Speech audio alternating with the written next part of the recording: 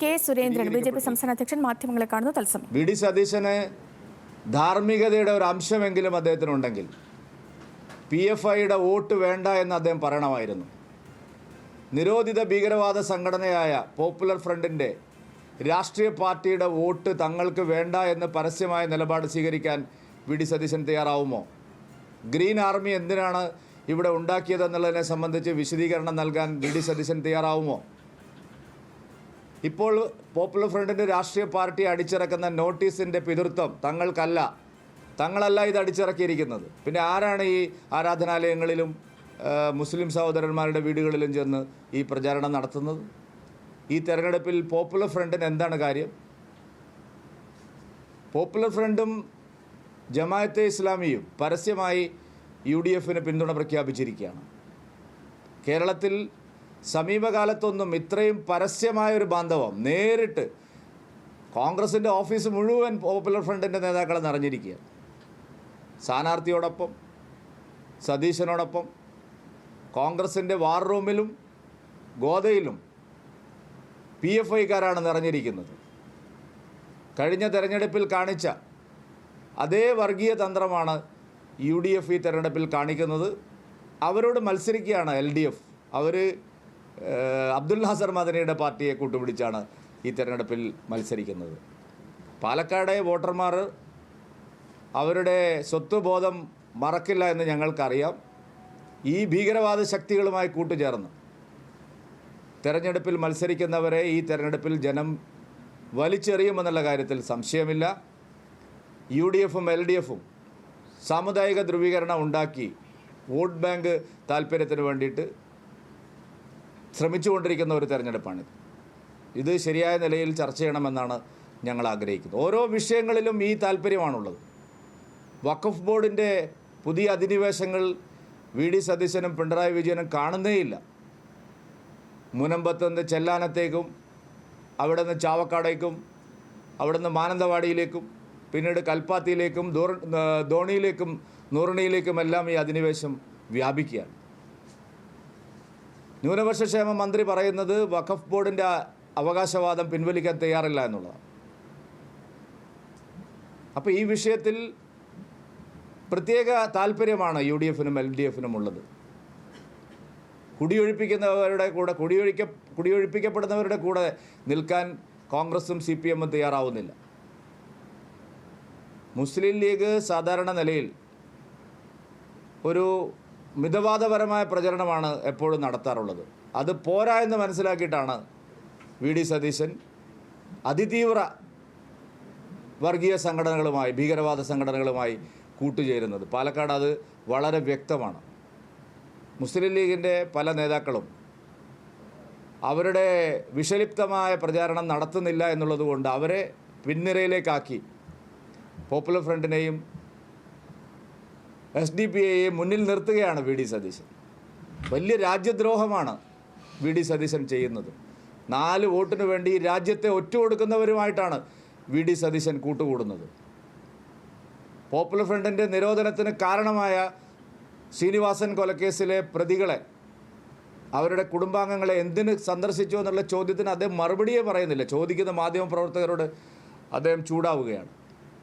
ഇത് അങ്ങേയറ്റം മ്ലേച്ഛമായിട്ടുള്ള ഒരു തെരഞ്ഞെടുപ്പ് പ്രചാരണമാണ്. തെരഞ്ഞെടുപ്പ് 20-ാം തീയതി കഴിയും. പക്ഷേ ഈ നാട്ടിലെ ജനങ്ങൾക്ക് ഇനിയും സമാധാനത്തോടെ സ്വൈര്യമായിട്ട് ജീവിക്കേണ്ടതാണ് ഈ നാട്ടിൽ. സതീശൻ ഇവിടുന്ന് പറവൂരിലേക്ക് പോകും. പക്ഷേ ഇത്തരം വിഷവിത്തുകളെ തെരഞ്ഞെടുപ്പിന് ഉപയോഗിക്കുന്നത് നാട്ടിൽ കലാപമുണ്ടാക്കാൻ മാത്രമേ സഹായിക്കൂ എന്നുള്ളത് നാം തിരിച്ചറിയണം.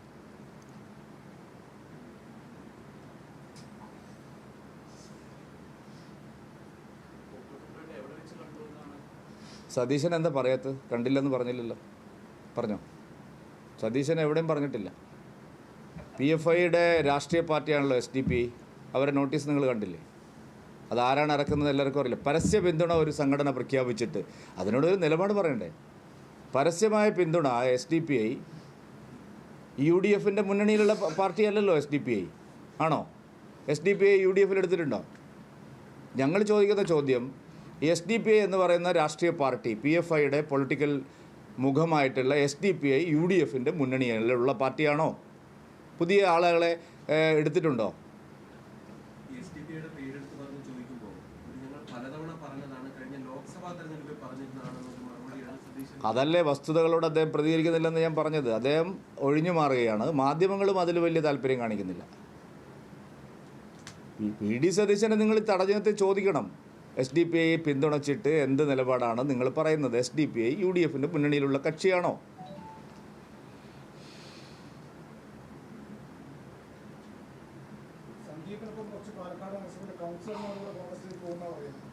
സതീശന് കണ്ടകശനിയാണ്. അതുകൊണ്ട് ഇതൊക്കെ സംഭവിക്കുന്നത് അങ്ങനെയാണ്. വി ഡി സതീശൻ ഇപ്പോൾ നല്ല കണ്ടകശനിയാണ്. എവിടെയെങ്കിലും പോയി ഒന്ന് നോക്കുന്നത് നല്ലതാണ്. അത് കൊണ്ടേ പോവുള്ളൂ.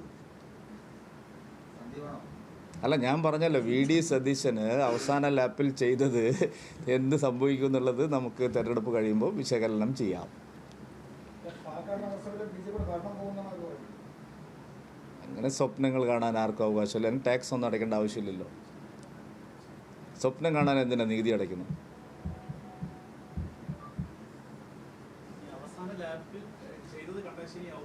അല്ല, വി ഡി സതീശൻ ചെയ്യുന്നതെല്ലാം അങ്ങനെയാണെന്ന്. അതിൻ്റെ അനുരണനങ്ങൾ നിങ്ങൾക്കൊന്നും മനസ്സിലാവുന്നില്ലെങ്കിൽ നിങ്ങളുടെ എന്തോ തകരാറ് നിങ്ങൾക്ക് സംഭവിച്ചിരിക്കുന്നു. അതുണ്ടാക്കുന്ന ചലനങ്ങൾ എന്തൊക്കെയാണെന്ന് നമുക്ക് തെരഞ്ഞെടുപ്പ് കഴിഞ്ഞിട്ട് വിശകലനം ചെയ്യാം. ഞാനിപ്പോൾ അത് പറഞ്ഞ് എന്തിനാണ് ആവശ്യമില്ലാത്ത കാര്യങ്ങൾ പറയുന്നത്? നല്ല കാര്യം, നല്ല കാര്യം. പാണക്കാട് പോയി കാണുന്നതും.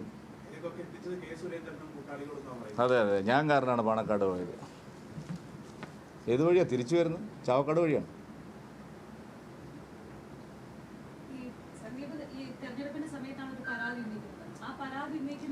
അല്ല, ആ വിഷയങ്ങളിലെല്ലാം ഞാൻ ഇന്നലെ മറുപടി പറഞ്ഞു. ഒരാവശ്യവുമില്ലാത്ത കാര്യത്തിന് ഞങ്ങളുടെ ശ്രദ്ധ തിരിക്കാമെന്ന് വിചാരിക്കേണ്ട. അതായത് എനിക്ക് പറയാനുള്ള കാര്യങ്ങൾ ഞാൻ ഇന്നലെ പറഞ്ഞു. ഞാൻ ഹൃദ്യമായിട്ടുള്ള ആശംസകൾ നേർന്നു. ഇനി അത് വീണ്ടും വീണ്ടും എന്നോട് ചോദിച്ചിട്ട് എന്ത് പറയാനാണ്? എന്തെങ്കിലും പ്രസക്തമായ ചോദ്യങ്ങളുണ്ടെങ്കിൽ വി ഡി സതീശൻ വല്ലതും പറഞ്ഞോ, സുധാകരൻ വല്ലതും പറഞ്ഞിട്ടുണ്ടെങ്കിൽ ഞാൻ മറുപടി പറയാം.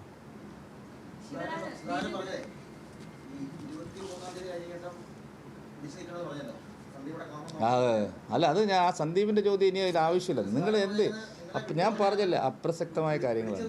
വേറെ വേറെ വേറെ വേറെ വേറെ സുധാകരൻ തന്നെ പറഞ്ഞു എനിക്ക് വേണേൽ എപ്പോൾ വേണമെങ്കിൽ പിന്നെ BJPയിലേക്ക് പോകാമെന്നല്ലേ നേരത്തെ പറഞ്ഞു. എപ്പോൾ വേണമെങ്കിലും ഞാൻ പോവും. ശാഖയ്ക്ക് ഞാനാണ് കാവലിൽ നിന്ന് പറഞ്ഞ ആളല്ലേ. അദ്ദേഹം പറഞ്ഞത് വളരെ സത്യമല്ലേ. കെ മുരളീധരനെ പോലെ ഒരാളെ ഇതുപോലെ ആക്ഷേപിച്ച് പരിഹസിച്ച് അദ്ദേഹത്തിൻ്റെ വന്ധ്യമാതാവിനെ ഇത്രയും മ്ലേച്ഛമായ രീതിയിൽ സംസാരിപ്പിച്ചിട്ട് കെ മുരളീധരൻ അതിൻ്റെ വികാരം ഉണ്ടാവുമല്ലോ. പാലക്കാട് ഒരു കാര്യം നിങ്ങൾ മനസ്സിലാക്കേണ്ടത്, കോൺഗ്രസ് പാർട്ടി ഒരു കാലത്ത് അത് പി ബാലനും അതുപോലെ VS വിജയരാഘവനും ഒക്കെ രണ്ട് ചേരികളിലായി നിൽക്കുമ്പോഴും കോൺഗ്രസ്സിന് വേറൊരു വ്യക്തിത്വം ഉണ്ടായിരുന്നു. അത് പൂർണ്ണമായിട്ട് തകർന്നില്ലേ? ഈ ഷാഫി പറമ്പൻ വന്നതോടുകൂടി കോൺഗ്രസ് ഒരു ഉപജാപക സംഘത്തിൻ്റെ കയ്യിലായില്ലേ? അത് എല്ലാവർക്കും അറിയുന്നതല്ലേ. അത് തിരഞ്ഞെടുപ്പ് പ്രതിഫലിക്കുമല്ലോ. ഞങ്ങളെ ഭിന്നത നോക്കി നടന്നവർ ഇപ്പോൾ എന്താണ് സംഭവിക്കുന്നതെന്ന് മനസ്സിലാവുന്നില്ലേ നിങ്ങൾക്ക് എന്ന് ഞാൻ ചോദിക്കുന്നു.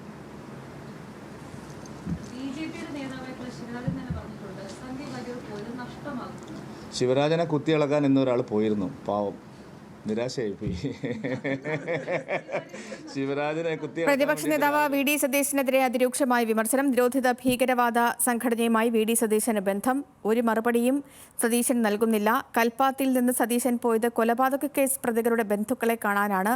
ഭീകരവാദ പ്രവർത്തകരെ കൂട്ടുപിടിച്ചാണ് തിരഞ്ഞെടുപ്പിനെ കോൺഗ്രസ് പാർട്ടി നേരിടുന്നത്. പോപ്പുലർ ഫ്രണ്ട് അടിച്ചിറക്കിയ നോട്ടീസിന്റെ പിതൃത്വം തങ്ങൾക്കല്ലെന്ന് പറയാൻ കോൺഗ്രസ് തയ്യാറാകുമോ എന്നൊരു ചോദ്യം കൂടി ഉന്നയിക്കുന്നുണ്ട് കെ സുരേന്ദ്രൻ. ഒപ്പം തന്നെ സന്ദീപ് വാര്യരുമായി ബന്ധപ്പെട്ടുള്ള അതെല്ലാം അവസാനിച്ചതാണ്. അതുമായി ബന്ധപ്പെട്ട ചോദ്യങ്ങളൊന്നും വേണ്ട. ഇന്നലെ വളരെ കൃത്യമായി വളരെ വ്യക്തമായി അതുമായി ബന്ധപ്പെട്ടുള്ള കാര്യങ്ങളൊക്കെ താൻ പറഞ്ഞതാണ്. ഇനി അതുമായി ബന്ധപ്പെട്ട് ഒന്നും തന്നെ പറയാനില്ല.